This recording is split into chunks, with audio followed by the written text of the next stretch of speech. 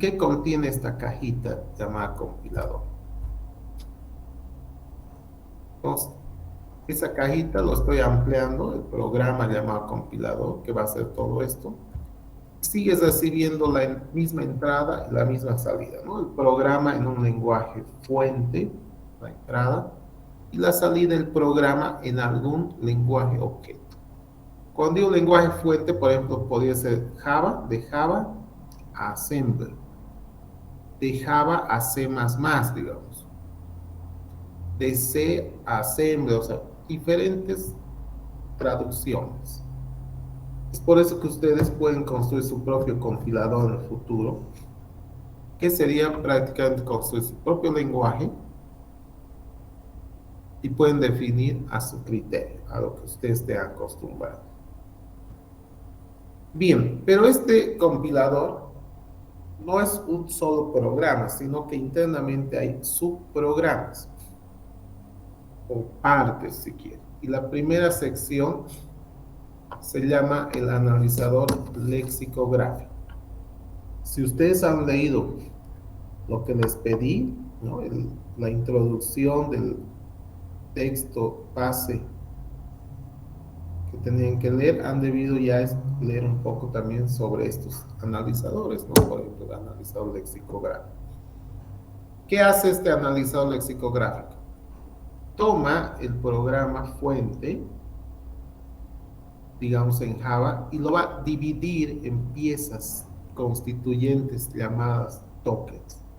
O sea, divide en partes el programa, nada más, de acuerdo a las propias características del lenguaje, ¿no? Del lenguaje fuente en este caso.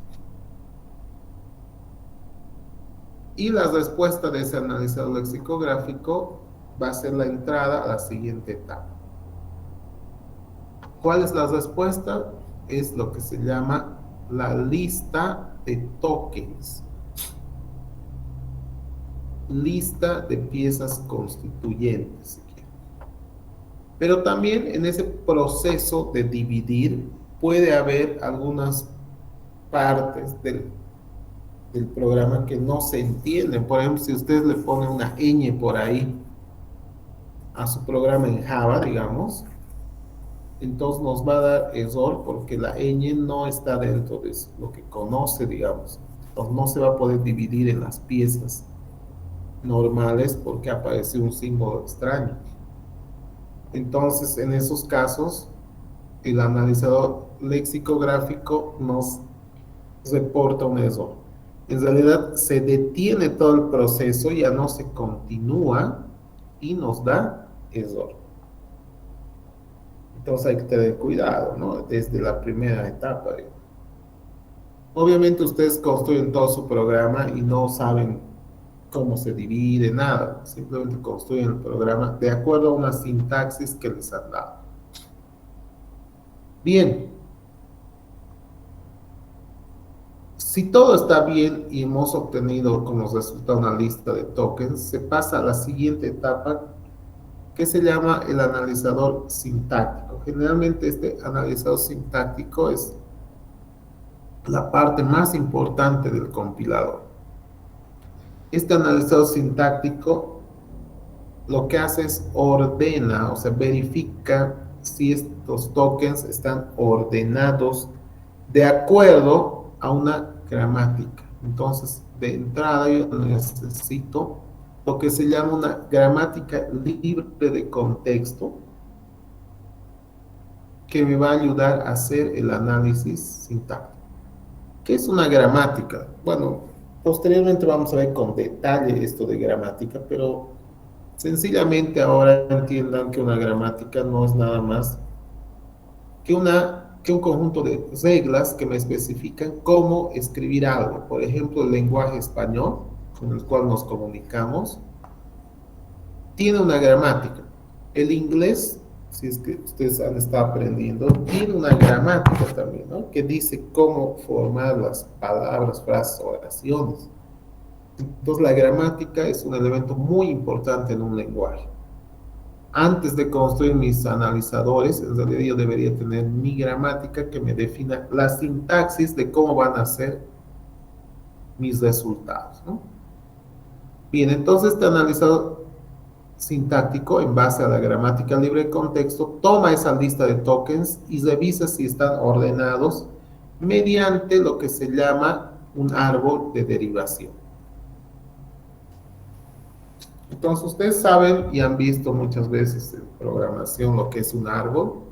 Sí, nos estamos refiriendo a esos árboles. Árboles de derivación, lo cual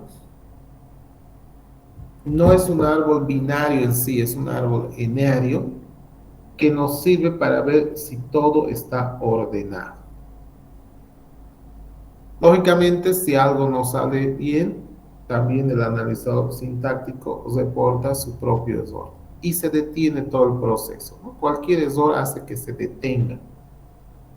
Por eso cuando ustedes hacían programación, compilaban error, volvían a compilar error, error. Eran errores de diferente tipo, pero molestosos, ¿no? Porque todo era error. Y en realidad es así, porque se necesita una precisión total para que se acepte nuestro programa. Bien, una vez que hemos pasado el analizado sintáctico y la respuesta es el árbol de derivación, la siguiente etapa es un tercer analizador que se llama el analizador semántico. Este analizador semántico, como ustedes ven en su nombre, la semántica significa, bueno, semántica quiere decir significado. O sea, una vez que las piezas están ordenadas en un árbol, ahora hay que analizar sus sentidos semánticos, si todo funciona bien. Y entre los aspectos semánticos más importantes están, por ejemplo, el género, el número de los elementos. Si todo va bien, ese analizado semántico va a devolver un árbol de derivación atribuido. ¿Listo? Atribuido. Bien, entonces volviendo, el analizador semántico devuelve el mismo árbol, pero atribuido, ¿no? Árbol de derivación atribuido. Quiere decir con atributos, y esos atributos son como unos parámetros que me sirven para revisar esos criterios que les dije, por ejemplo, género, número, etcétera. Obviamente también puede haber errores, entonces el analizador semántico también puede devolver sus errores. Ahora, si vemos a nivel de errores, estos son los errores más simples, lexicográficos. Estos ya un poco más complejos y el semántico es mucho más complejo. Pero cuando sacan los errores en un lenguaje como Java, no especifican qué tipo de error es, simplemente dice es un error en tal línea, todo eso, y un error que falta, por ejemplo, un punto y coma, pero no nos dice si es lexicográfico, si es sintáctico, etc. Bueno, hasta aquí hemos visto que el compilado parte con un análisis exhaustivo dividido en tres partes. Y si se ha logrado pasar los tres analizadores, entonces se ha pasado la etapa llamada análisis. Estos tres primeros pasos se llama análisis. Y hasta ahí se revisa. Una vez que hemos llegado aquí, a este árbol de derivación atribuido, ya no hay errores. Quiere decir que todo lo que tenemos hasta este punto está bien, está correcto. Y faltaría la segunda sección, la segunda parte del compilador, que va a ser la traducción en sí, sabiendo ya que todo está bien, que la entrada es correcta. Ahora vamos a traducir. Y esa etapa se llama generación de código. Aunque si ustedes revisan los libros, no se llama, o bueno, no es solo generación de código, sino esto se subdivide en otras tres etapas. La primera se llama generación de código intermedio, la segunda se llama optimización del código intermedio y la tercera se llama generación de código final. Pero para evitar que esto se vuelva más complejo, es resumido en un solo paso, que es generación de código. Esta generación de código se hace en base a reglas de traducción que ofrece el lenguaje objeto. Entonces, todo lo que llega correctamente del árbol se traduce mediante esas reglas de traducción al nuevo lenguaje, al nuevo programa en el lenguaje de salida o lenguaje objeto. Entonces aquí ya no puede haber error, eso quiero que entiendan, no hay errores. Y esta segunda etapa, que pueden ser tres, ¿no? Como les dije, se denomina síntesis. Entonces el compilador tiene dos fases, ¿no? Análisis y síntesis. Pero dentro tiene sus partes, como pueden ver. Entonces, este es un compilador desglosado, no sé si me han entendido. Y el área importante, ¿no? Que les dije, se llama ciencias de la computación, digamos, o teoría de la computación, más propiamente. En nuestra carrera tiene tres materias que deberíamos llevar para poder cubrir todo esto y construir nuestro propio compilador. Y son teoría de autómatas. Luego hay una segunda materia que se llama diseño de compiladores y una tercera materia que se llama estructura y semántica de lenguaje de programación. Con esas tres materias deberíamos poder construir esto que están viendo. Lógicamente que hay que hacer todo esto en algún lenguaje de programación, porque no se olviden que un compilador es un programa, ¿no? Para hacer todo esto. Entonces nosotros podemos construir todo esto en Java, en PHP o en Delphi, no sé, Python, el lenguaje que ustedes conozcan. Pero la programación funcional nos ofrece ventajas, nos ofrece mejores herramientas para hacer varias cosas que están aquí. Es por eso que yo les decía, vamos a utilizar como base la programación funcional, ¿no? Y concretamente el lenguaje Haskell.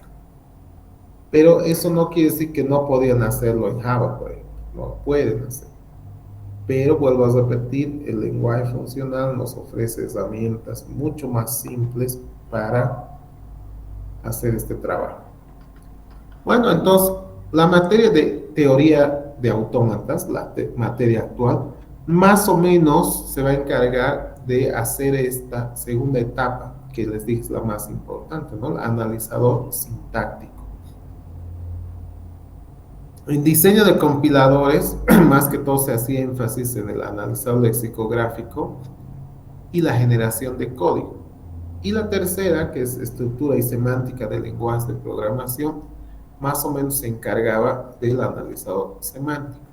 Si ustedes se fijan, uniendo todo eso, podemos construir nuestro propio compilador y por lo tanto nuestro propio lenguaje de programación. Algo que, por ejemplo, sus colegas de ingeniería de sistemas no pueden porque no tienen estas materias.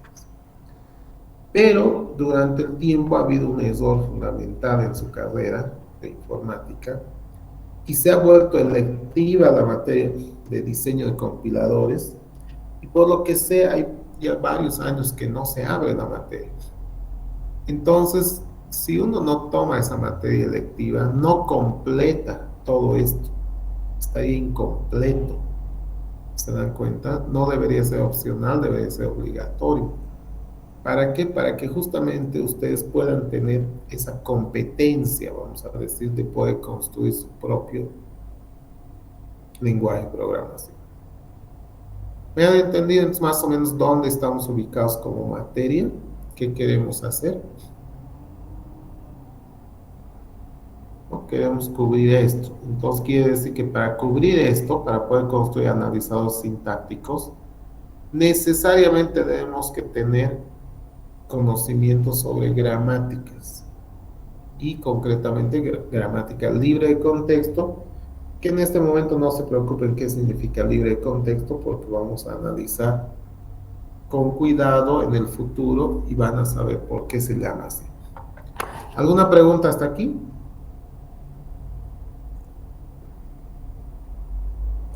¿Sí o no? Buenos días, ingeniero. Entonces, a los recomendables sería que una vez que se apruebe esta materia, sería tomar la materia de diseño de compiladores. Sí, sí, sería lo mejor, porque nos va complementando, ¿eh? Vamos a poder completar todo el circuito y construir nuestros propios lenguajes. Inge, una preguntita. ¿Hay alguna Sí. diferencia entre compilador y transpilador? ¿Compilador y qué, perdón? Transpilador. Compilador y En transpilador. realidad, lo que sí hay que comparar no es con eso, sino es con intérprete. Un intérprete también es un traductor, también. La diferencia está en cómo hacen la traducción. ¿Y por qué te digo de esa diferencia? Porque hay lenguajes compilados y hay lenguajes interpretados. Y la diferencia es cómo hacen la traducción. Y te pongo un ejemplo concreto. Digamos que ustedes hablan solo inglés y yo hablo solo español. ¿Cómo nos vamos a comunicar? Necesitamos un traductor, una persona intermedia que sabe los dos idiomas, español e inglés. Entonces, ¿cómo trabajamos? Ustedes hablan en inglés, digamos, 10 oraciones, digamos, en inglés. Y ese traductor, dependiendo de cómo me traduce a mí para que entienda, o es compilador o es intérprete. Por ejemplo, si son 10 oraciones que hay que traducir y el traductor toma las 10 oraciones, las escucha en su mente, las traduce y me dice a mí en español las 10 oraciones seguidas, ese es un compilador porque ha hecho completo. En cambio, el intérprete agarra la primera oración y me traduce al español. Termina y hace la segunda.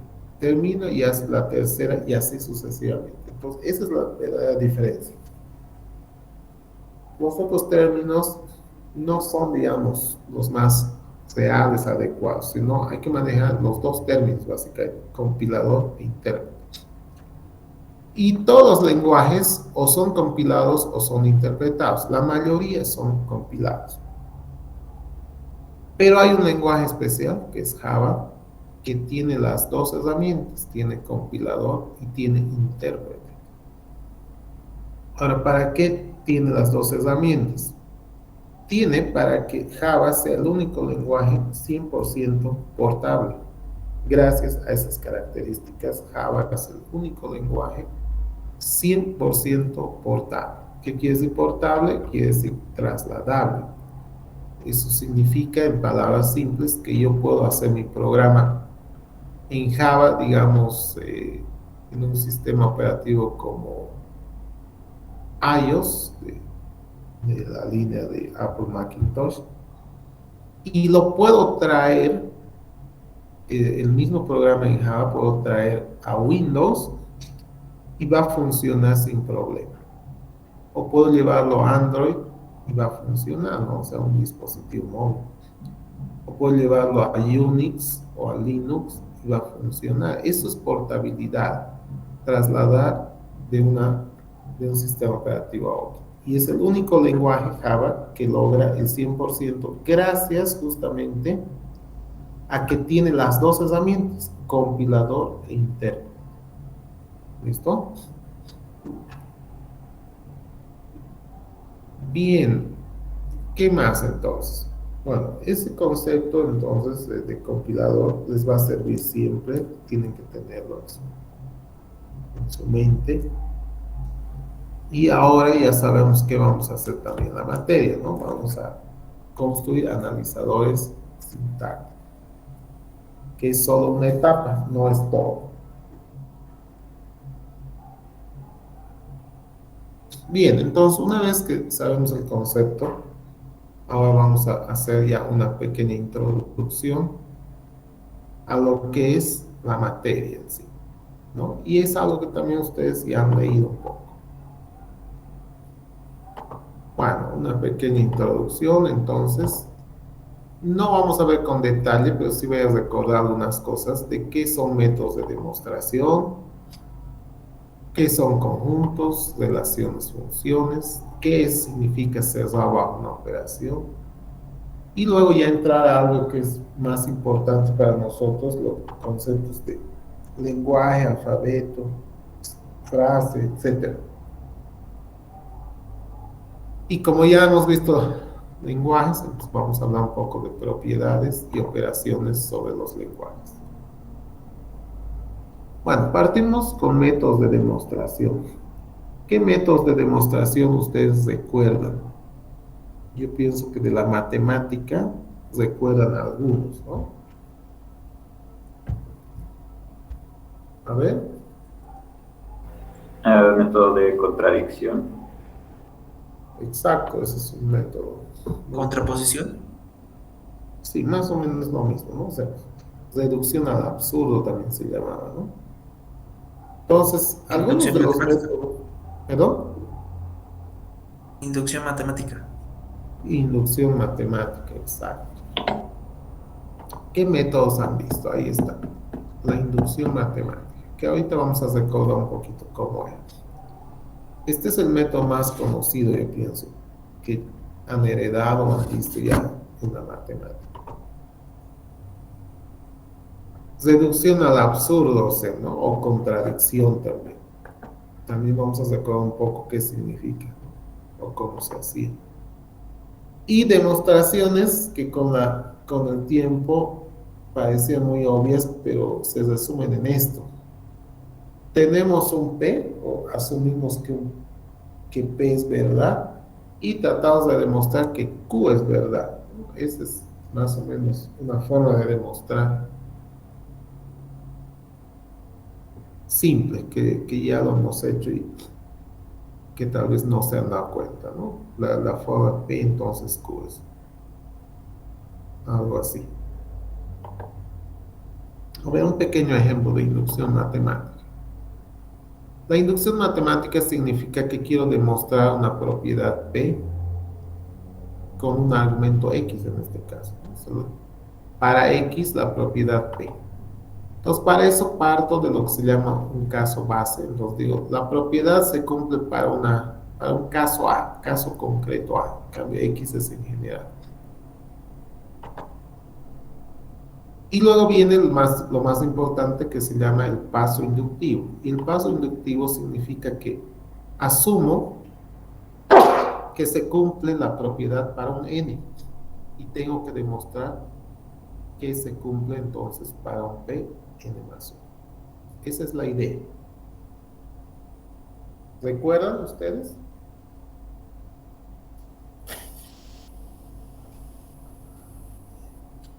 ¿O no se acuerdan de colegio tal vez? O de la universidad, ¿no? De los primeros cursos de matemáticas.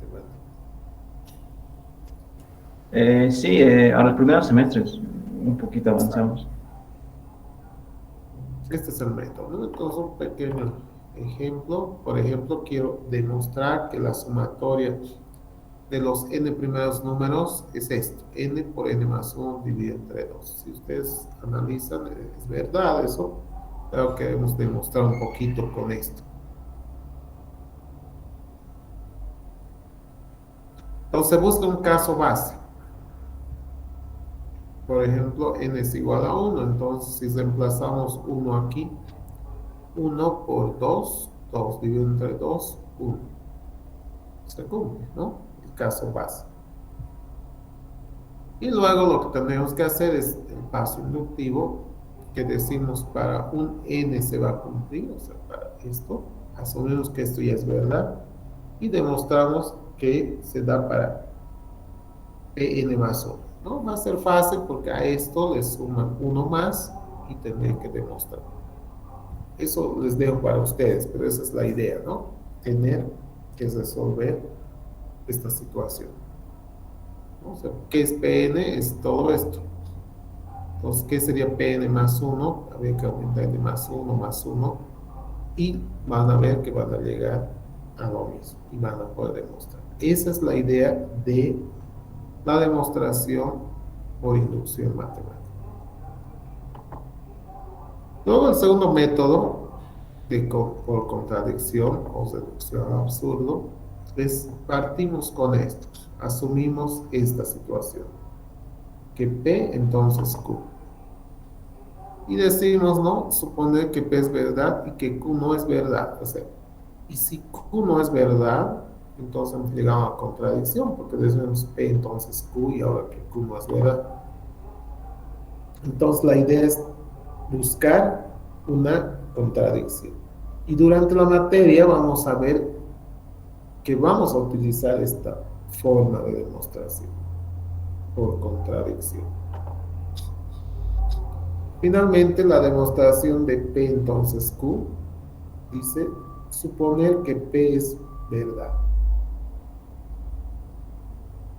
Entonces, demostrar que Q es verdad. Aquí no buscamos contradicción. Aquí buscamos que si P es verdad, entonces Q también es verdad.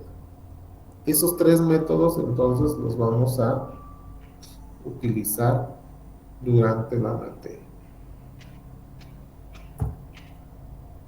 Aquí hay un pequeño ejemplo, a ver, analicen ustedes. Pongo. A ver, analicen.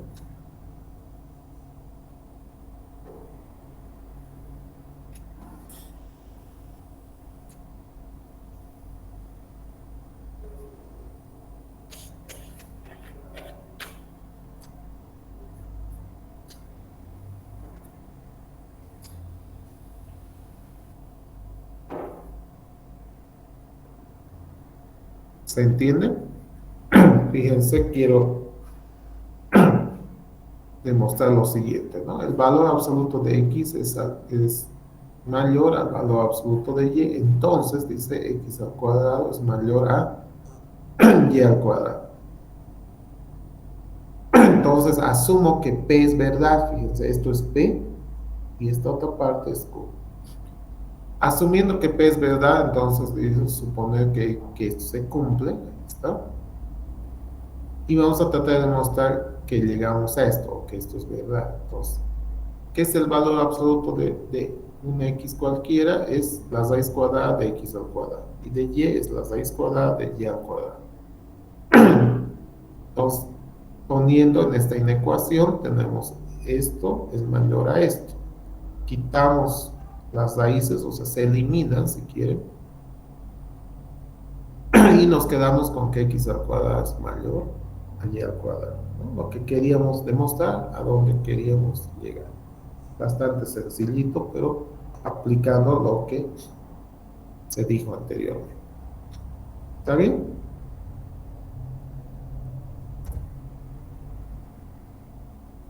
Bueno, ahora hablemos un poquito de qué son conjuntos, relaciones y funciones. A ver, un conjunto. Un conjunto no es nada más que un grupo de objetos que se representados como una unidad. O sea, por ejemplo, yo puedo decir el conjunto del curso y serían ustedes y yo, pero no estamos hablando de un solo elemento, ¿no? Sino ustedes, digamos, son 50, yo soy uno, entonces nuestro conjunto está formado por 51 personas, pero que representamos una unidad, el curso de teoría de autómatas y lenguajes formales. Entonces, ustedes sabrán que los conjuntos pueden ser de diferentes tipos de acuerdo a la cantidad, por ejemplo, conjunto vacío, conjunto unitario, si es que tiene un solo elemento, conjuntos con n elementos, conjunto infinito, etc. Obviamente hay propiedades, hay todo que ustedes deberían repasar un poco, nos va a servir, simplemente yo estoy recordando. Y ahora vienen los conceptos de relación y función. ¿Qué es una relación? Fíjense, lean esto. ¿Y qué es una función? Lean y díganme si se acuerdan. Viene de la matemática, obviamente.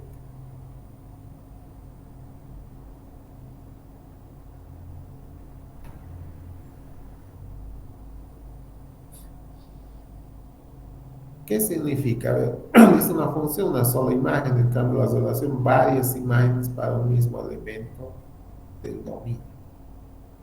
Parece chido, ¿no? No nos acordamos ahora, pero van a ver que con un ejemplo se van a acordar fácilmente lo que era. ¿Alguien se acuerda? No.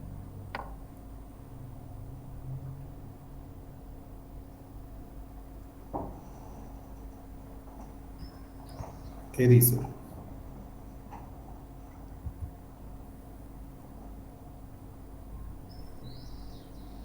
¿Alguna opinión?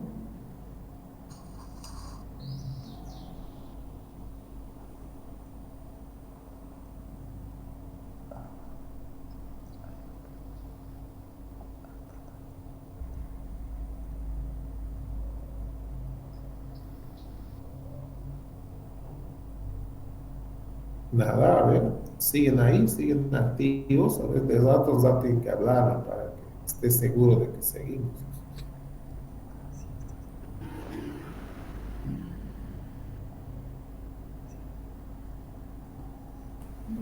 Sí, seguimos aquí. Muy bien. A ver, veamos qué significa relación frente a función. Primero función. Vean primero esto, ¿no? Aquí tenemos los ejes X y aquí tenemos una curva. Se dice función cuando para un X, fíjense, para un X cualquiera, solo existe un Y. Ahí se dice función. Vamos a volver un poquito mejor para que no se confunda. Entonces, una función es cuando solo existe una imagen, ¿no? Un Y, si quieren, para un X.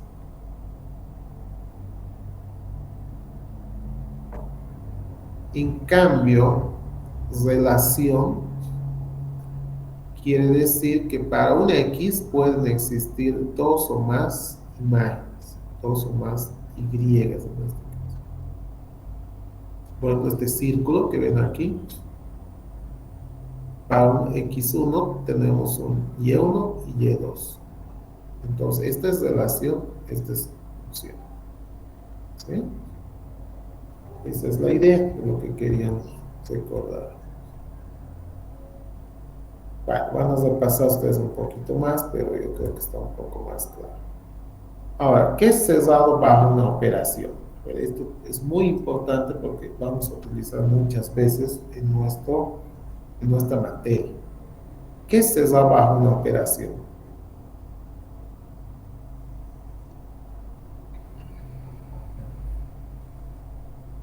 Intervalo. ¿Perdón? Dime. En un intervalo. Un intervalo.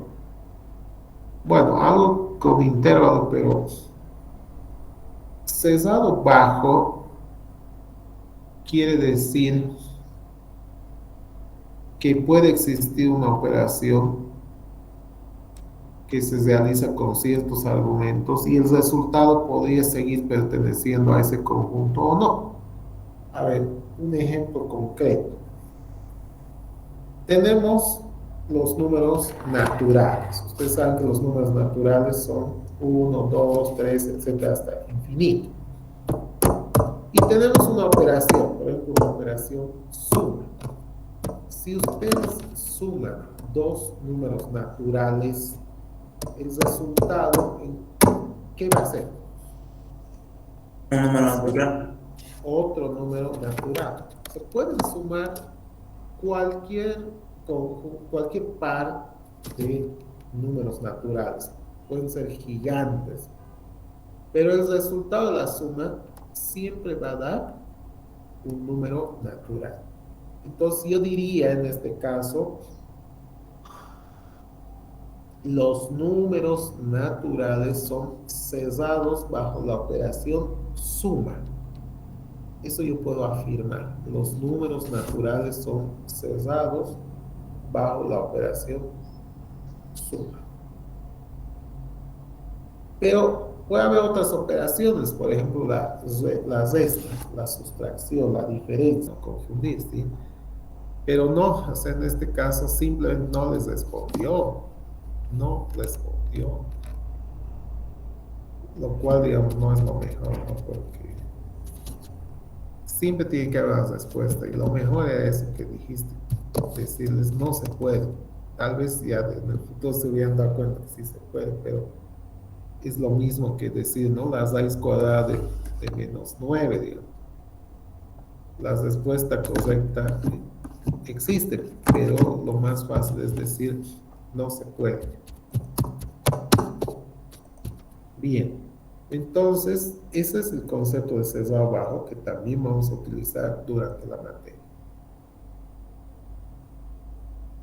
Bueno, ahora vamos a hablar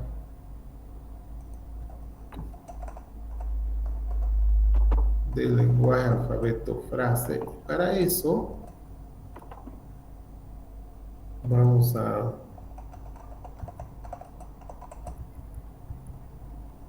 primero leer un poquito, entonces estoy buscando en este momento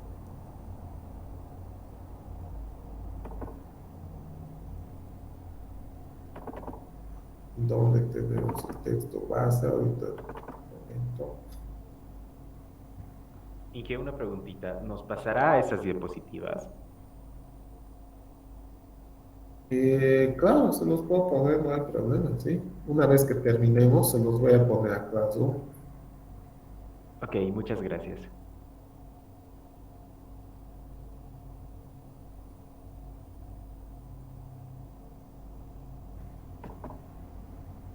Bien, entonces,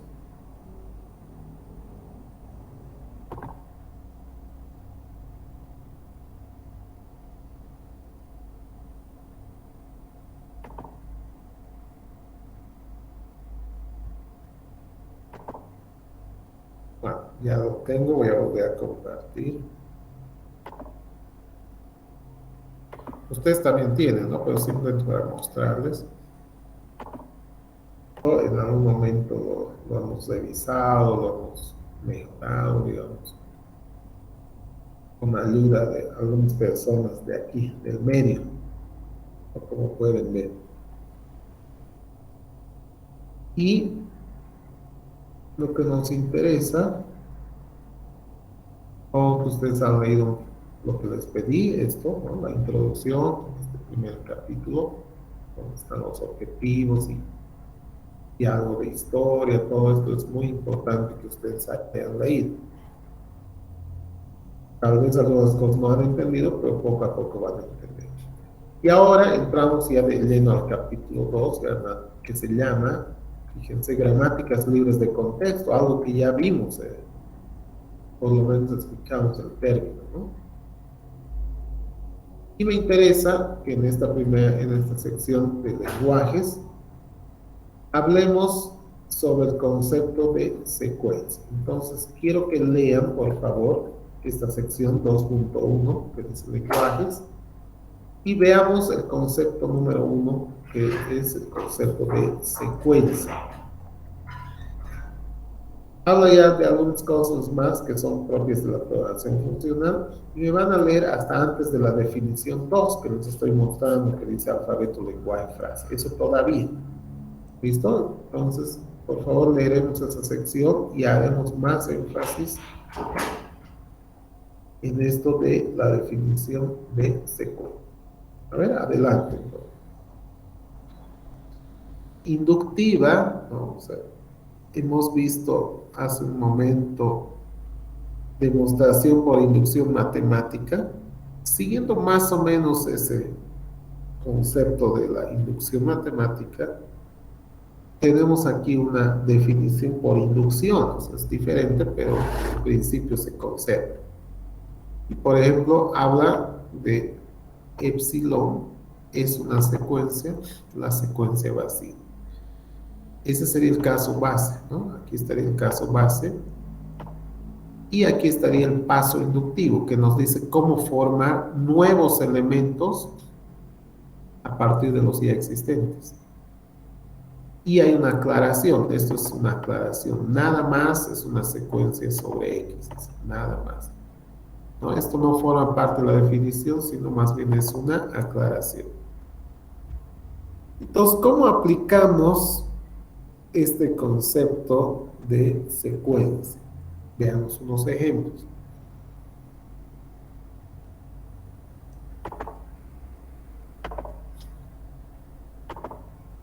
Aquí está. Ahora, aquí hay 3 ejemplos de formar un conjunto de secuencias. Atiéndanme. Tenemos un conjunto base X1, primero, que tiene 3 elementos, A, B y C. Entonces, podemos formar X1 asterisco, que sería el conjunto de secuencias sobre X1, y el primer elemento que aparece por la definición inductiva que tenemos aquí es epsilon. Ese epsilon es una secuencia. Eso quiere decir que este epsilon siempre va a aparecer independientemente de cuáles sean los elementos del conjunto base. Luego, casi como una regla, los mismos elementos del conjunto base forman parte del conjunto de secuencias. Es casi como una regla, pero en realidad se ha formado con esto que está aquí, con lo que se llama el paso inductivo. Y este paso inductivo, ¿qué dice? Si XS es una secuencia, o sea, ya es una secuencia, y X es un elemento del conjunto original X, entonces la concatenación de XXS es una nueva secuencia. Con esta regla podemos formar el resto de cadenas. ¿Cómo? ¿No? Por ejemplo, dice, sacamos un elemento que ya existe, digamos, epsilon era el único, y algún elemento del conjunto base, entonces, digamos, A, concatenamos con epsilon y tenemos solo A. ¿Por qué? Porque epsilon es la secuencia vacía, es como un comodín, no existe. Lo mismo, si concatenamos B con epsilon, tenemos B, y C con epsilon, tenemos C. A partir de esto podemos seguir haciendo lo mismo. Por ejemplo, saco una A del conjunto base y concateno con esta secuencia que ya existía, por ejemplo, B, y formo a B. O saco C de aquí, concateno con AB y tengo CAB. Vuelvo a sacar B, concateno con CAB y tengo esto. Y así sucesivamente. Esto significa que es un conjunto infinito, no tiene fin. ¿Está bien? ¿Y cómo más o menos los ordenamos? En realidad no hay un orden, pero más o menos por tamaño podríamos ordenar. Esta secuencia epsilon vacía tiene longitud 0, o sea, no tiene ningún símbolo. Estas 3 tienen longitud 1 porque es un símbolo, ¿no? A, B, C, un símbolo. Este tiene longitud 2, este tiene longitud 3, este tiene longitud 4. Obviamente no es el único con longitud 2, puede haber varios. Longitud 3 hay más, longitud 4 hay más, y así sucesivamente. Es una forma de ordenar, no quiere decir que es la única, pero es una forma. Segundo ejemplo, tengo un conjunto X2 y los elementos son, por ejemplo, 1, 2, numeral y azul. Entonces formo el conjunto de secuencias sobre X2. Entonces el primer elemento que aparece es epsilon. Luego aparecen 1, 2, numeral, azul. Los mismos elementos. Y luego ya combinaciones de 2 en 2, combinaciones de 3 en 3, etc. ¿No? Y aquí estamos mostrando sus tamaños. Tercer ejemplo, tengo X3, un tercer conjunto base, y sus elementos son casa, Ian, perro. Entonces, ¿cómo sería X3 asterisco? Aparece epsilon primero, luego los mismos, casa y peso, que serían de longitud 1, y luego combinaciones de 2, de 3, etc. Por ejemplo, esta secuencia que ven aquí es de longitud 2. ¿Por qué? Porque está formada por casa e Ian, los dos. No es de longitud 7, porque sus símbolos son, este es un solo símbolo, este es otro y este es otro. ¿Ya? Por más de que tengan varias letras. ¿Se entiende entonces cómo se forman los conjuntos de secuencias sobre un conjunto base cualquiera? Sí. Muy bien. Entonces ustedes podrían ponerse ejemplos, ¿no?, de cualquier conjunto base y formar el conjunto de secuencias. ¿Alguna duda? ¿Qué significa el asterisco y épsilon? Aquí está el significado. Aquí está el significado de épsilon. ¿Miren? Esto. Secuencia vacía. Y el significado de asterisco está aquí. Si se tiene un conjunto base X, aquí un conjunto base X, entonces se puede formar el conjunto de secuencias sobre X y a eso se llama X asterisco. ¿Listo? Sí, gracias. Bien, y aquí hay algunos conceptos más a continuación. Definición 2 dice alfabeto, lenguaje y frase. Entonces, alfabeto, lenguaje y frase, por favor, ahorita leer todos estos conceptos y operaciones sobre lenguajes más, hasta antes de los ejercicios. Esas dos definiciones, por favor, leer en este momento.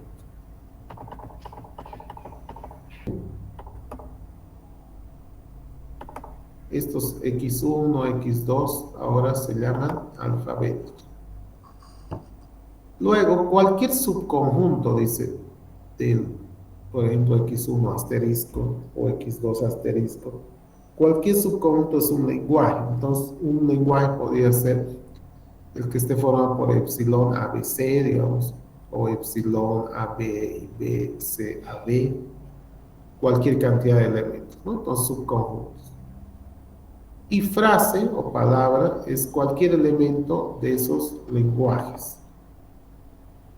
Entonces aquí han podido ver algunos ejemplos, por ejemplo, de alfabetos, ahí hay algunos ejemplos. Ejemplos de lenguajes y ejemplos de frases. Ahora, los lenguajes son los elementos más importantes, digamos, en este caso, y son como conjuntos, ¿no? Esos conjuntos tienen operaciones, tienen propiedades. Entonces aquí están las principales operaciones sobre lenguajes, en este caso, que sería casi como sobre conjuntos. Entonces hay que analizar cada uno de ellos, por ejemplo, el complemento, reverso, la concatenación, que es uno de los que más vamos a utilizar, y las diferentes clausuras. Por ejemplo, L a la 0 siempre es epsilon, independientemente de que sea L. Luego L a la N, L asterisco, ahí está, otra vez aparece asterisco, y L positivo, L más. Entonces hay que analizar un poquito esa situación, ¿no? Y aparecen luego nuestros primeros ejercicios, 2.1, 2.2, 2.3, 2.4, 2.5. Ustedes saben que el día viernes no tenemos una clase como esta, ¿no? Como mediante Meet, una clase síncrona, sino tenemos una clase asíncrona, es decir, ustedes hacen un trabajo por su lado. Entonces ya tienen varias cosas por repasar y tienen 5 ejercicios para hacer. Cualquier duda, ustedes saben, el día lunes directamente me pueden preguntar. Lo importante es que desde ahora, desde el principio, comiencen a hacer los ejercicios, comiencen a repasar. No lo dejen y digan, no hay clase normal, entonces no hacemos nada, listo. Yo sé que muchos van a optar por eso y no van a hacer nada. Es en su contra, porque luego otro semestre más tienen que estar con lo mismo, ¿no? Entonces, tomen conciencia y traten de hacer lo que corresponde. ¿Está bien? ¿Alguna pregunta? ¿Y qué? Yo tengo una pregunta. Sí, dime. De los que vimos de conjuntos, de secuencia, eso, la parte de longitud, en el primer ejemplito tenía una duda de su... cuando se repite, ¿no? B C A B, la longitud de ahí vendría a ser 4, se está repitiendo la B o 3. 4, 4. B 4. es uno, sí. B es uno, C es otro, A es otro y B es otro. 4 es la longitud de esta secuencia. Aunque se Hay repite. muchas veces. Una pregunta, ingeniero, ¿hay que presentarle estos ejercicios que dio o solo los hacemos para Otra vez, probar? un poquito más fuerte. ¿Hay que presentar a los ejercicios? No, no hay que presentar, pero posiblemente en algún momento les diga, presenten todos sus ejercicios, ¿no? Entonces sería bueno que hagan, tal vez en en un cuadernito, unas hojas separado, de tal manera que en algún momento puedan presentar. No hay la opción de que les diga presenten. Entonces ustedes hagan nomás.